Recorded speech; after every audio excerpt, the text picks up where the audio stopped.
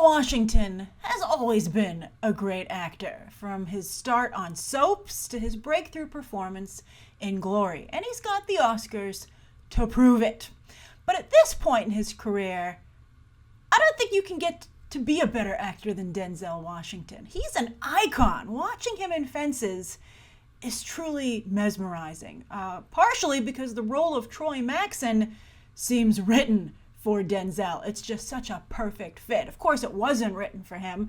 The play was written in 1983, and one might wonder why August Wilson would write a play in 1983 about the 1950s. But we'll get into this more in just a moment. But right here, I want to point out that it focuses on a period in African American history which is rarely looked at, and that's right before the Civil Rights Movement. What it was like, it was a transitional period where, of course, the transition was just on the cusp. And so Fences, of course, deals with a number of people who, unfortunately, were too early. Oh, it's so tragic. It's such a tragic play.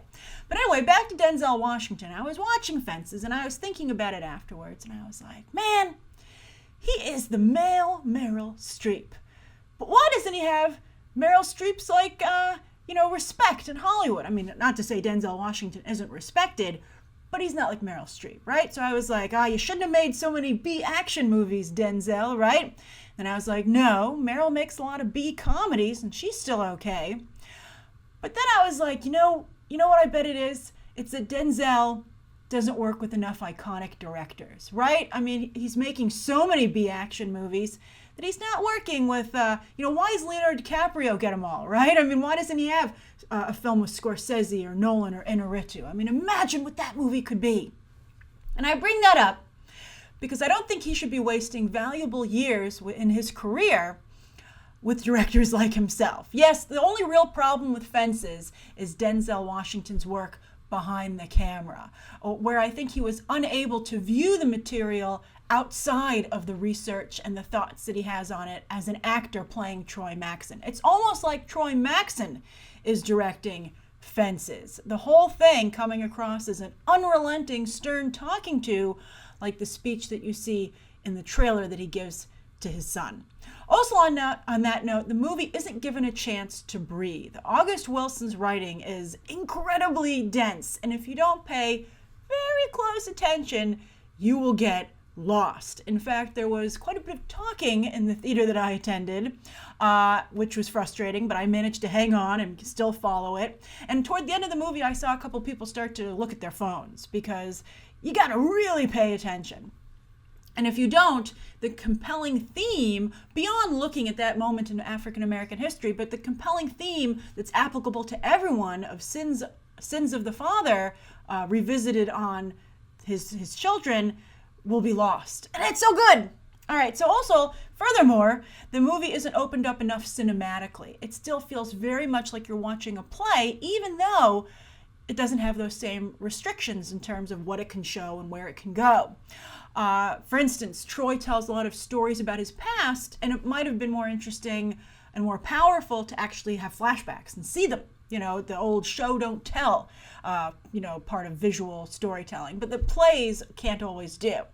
But I get it. I get the problem, because who's going to rewrite August Wilson, right? And unfortunately, August Wilson is no longer alive to reimagine Fences for the silver screen. So I think that Denzel, without daring to mess with the source material, all he can really do is try to make Wilson's excellent theatrical work more accessible because he's not dumbing it down, but just making it available to a wider audience. And I have to say, no one's been able to successfully adapt Arthur Miller's plays either, which were from the 1940s and I believe early 50s. And I think it's a credit to August Wilson's work that it seems right the same caliber and quality of Arthur Miller's plays. And I wonder if that was an inspiration to Wilson when he was writing, because it's around the same time period and it's certainly of the same caliber. So Fences plays like a school trip to the theater, like doing homework or a stern speech from your father or from a parent. It's like, it's good for you, but it's not exactly, qualifies as entertainment, right? You're like, woo, that was a lot of fun. That was awesome. But on that note, do your homework, all right? Not only is Fences chock full of amazing performances, particularly from Denzel and Viola Davis, but the movie has an awful lot of truth in it. Again, it's a fascinating look at African-American experience in America, obviously, right on the cusp of the civil rights movement. Also, I liked how it explored what it's like to try and force yourself to conform to the norms of society, even if that's not who you are, right? Which is what, of course, people did across the board in the 1950s. Everybody was like, I got to get married and settle down. Also, I think that it has a lot of interesting insight into the complicated fate of our own genetics. And then also, I think the realities of not all marriages, but a lot of marriages. The movie at some points is oddly self-aware. You're like, wow, that character really knows what they're thinking.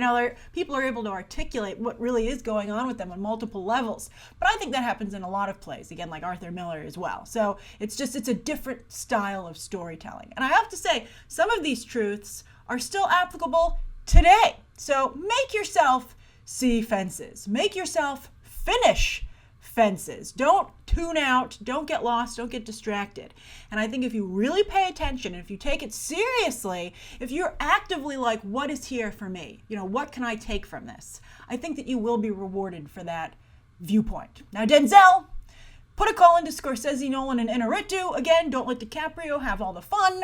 And I'm curious to what you think of Fences, if you've seen the movie. And then also, what do you think would be the best use of Denzel's time at this point in his career? Should he keep doing what he's doing, whatever strikes Denzel's fancy?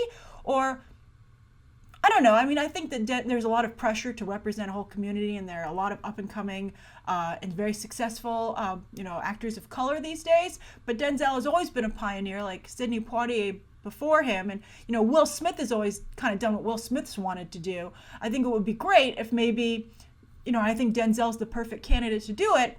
If Denzel were to be like, well, why doesn't Martin Scorsese or Christopher Nolan or Inarritu make a movie with a black lead? And, who wouldn't want to work with Denzel? So I think that could go quite a long way. All right, so anyway, that's my review of Fences. Again, curious to hear your thoughts down below, and you can check out some other videos right now.